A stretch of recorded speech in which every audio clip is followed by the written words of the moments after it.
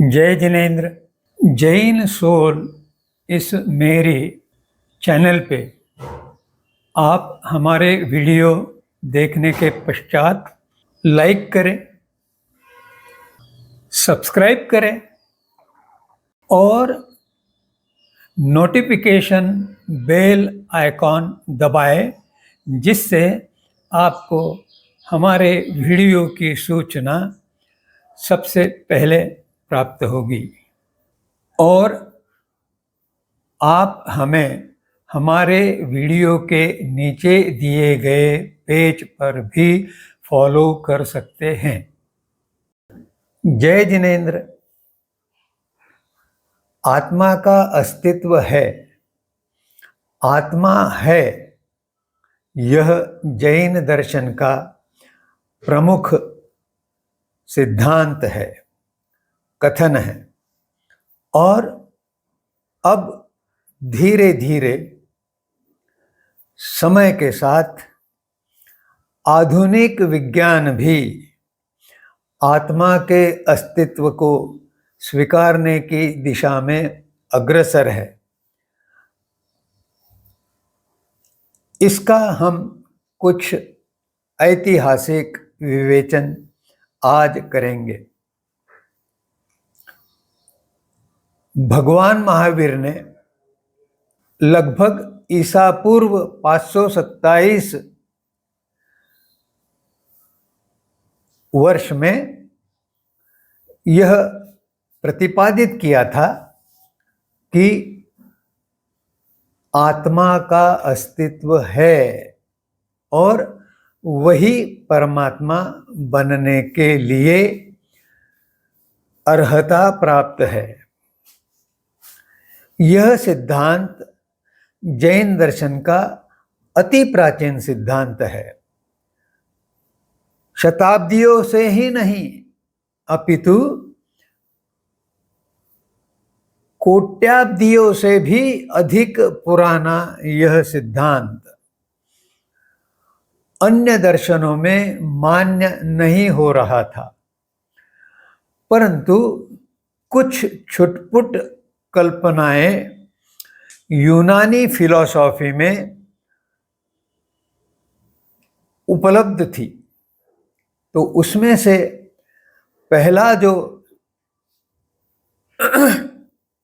संदर्भ मिलता है वह होमर की जो कविताएं हैं उससे प्राप्त होता है। होमर ने 2 काव्य महाकाव्य लिखे लगभग 800 ईसा पूर्व वर्ष में। उसमें उन्होंने आत्मा शब्द का प्रयोग किया हुआ है, परंतु वह कोई बहुत अधिक गहराई से विचार नहीं हुआ। उसके पश्चात थेल्स, यह यूनानी विचारक जिसका काल 624 से 547 ईसा पूर्व है, उसने यह वक्तव्य किया कि जब किसी व्यक्ति की आत्मा हमेशा के लिए चली जाती है तो वह व्यक्ति मर जाता है। इस वक्तव्य में 2-3 बातें स्पष्ट रूप से झलकती हैं। प्रथम, थेल्स ने आत्मा के अस्तित्व को माना है, स्वीकारा है। दूसरा, आत्मा का अस्तित्व जीव के शरीर में है, यह भी वह प्रतिपादित कर रहे हैं। और तीसरा, वे यह कह रहे हैं कि जब जीव मर जाता है, व्यक्ति मर जाता है, तो आत्मा उसके शरीर से सदा के लिए छोड़कर निकल जाती हैं। इस प्रकार आत्मा का अस्तित्व सदा के लिए है। यह बात थेल्स ने स्पष्ट की।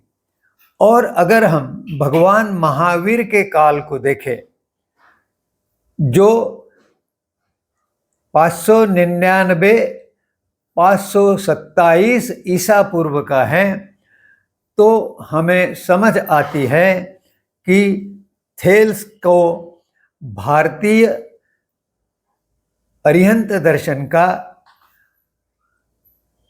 कुछ ज्ञान प्राप्त हुआ था, क्योंकि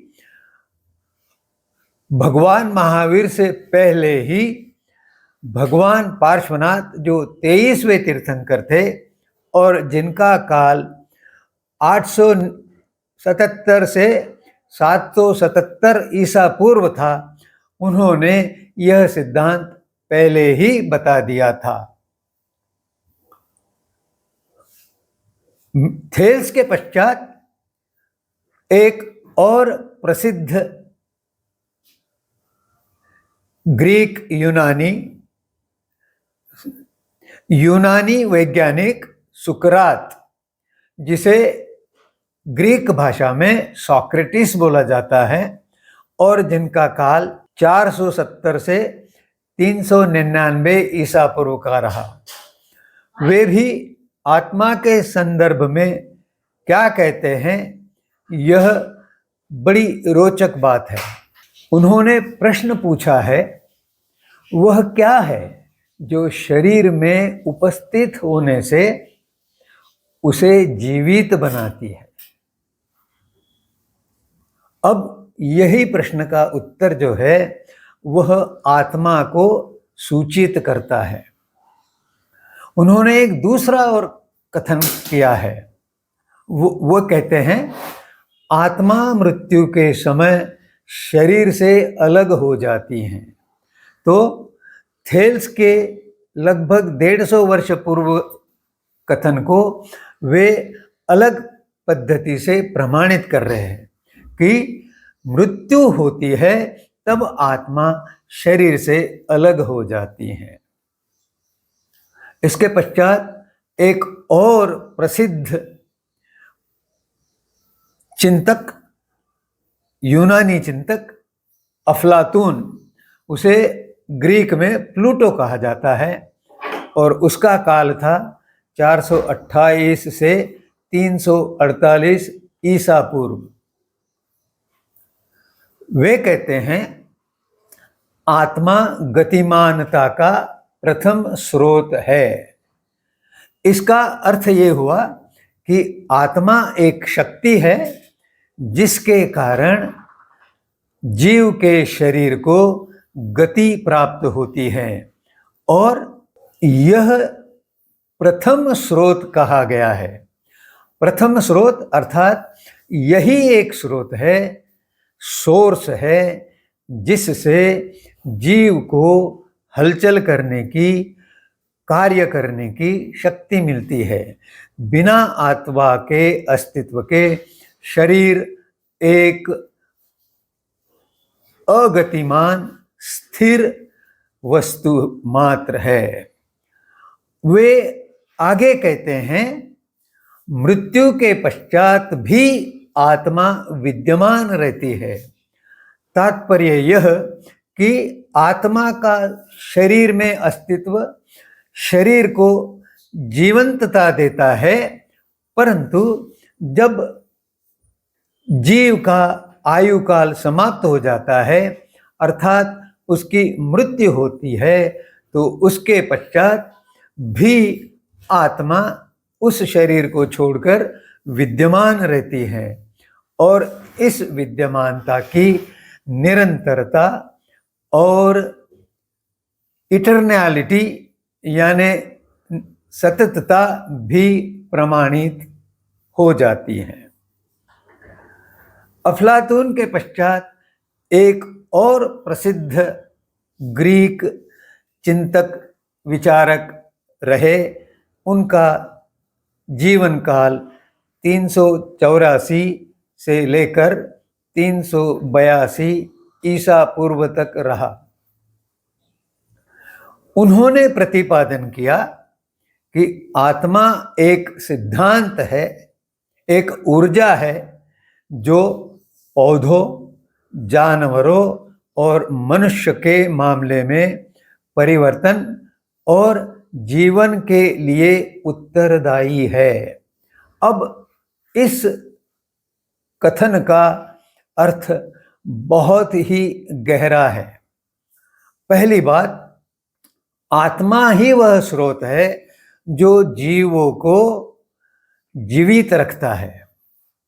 और दूसरी बात उन्होंने कही है कि आत्मा का अस्तित्व पौधों में भी रहता है, जानवरों में भी रहता है और मनुष्यों में भी रहता है।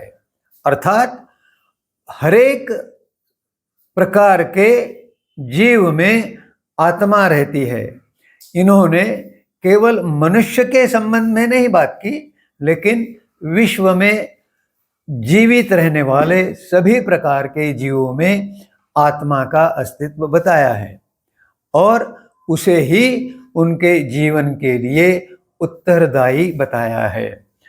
अर्थात अगर आत्मा नहीं हो तो जीवन नहीं चलेगा, और अगर आत्मा है तो उस जीव की आयु सीमा तक वह आत्मा उस जीव में उपस्थित रहेगी। अरस्तु ने जीव के मृत्यु के पश्चात आत्मा के अस्तित्व का कोई उल्लेख नहीं किया। यूनानी या ग्रीक फिलॉसफी, जिसे पाश्चात्य फिलॉसफी भी कहा जाता है,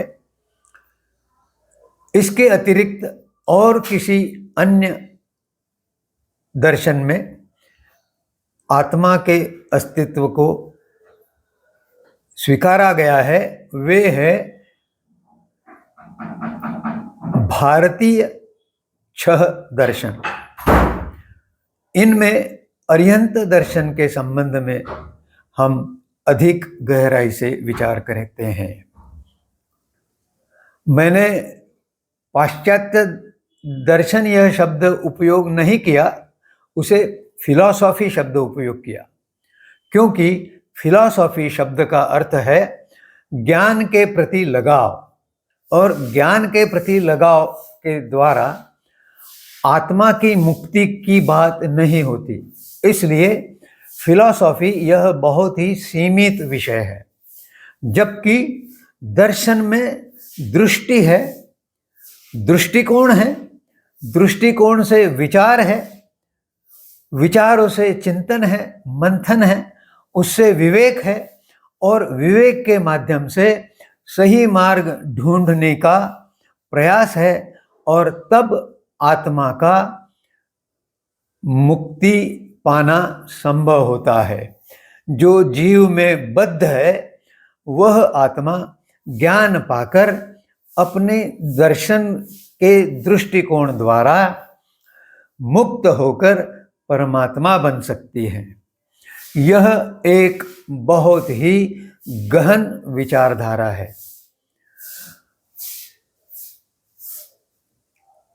आत्मा शरीर में है, इसका कारण यह है कि वह कर्मों के भार से बद्ध होने के कारण वह शरीर धारण करने पर बाध्य है। परंतु मनुष्य का शरीर धारण करने पर उसे यह योग्यता प्राप्त होती है कि वह अपने पुरुषार्थ द्वारा, अपने परिश्रम द्वारा जो कर्मों का भार है उसे प्रत्येक क्षण कम करता हुआ उसे शून्य की ओर ले जाए। अरिहंत दर्शन में उसका मार्ग बताया गया है, उसे मुक्ति मार्ग या मोक्ष मार्ग कहते हैं।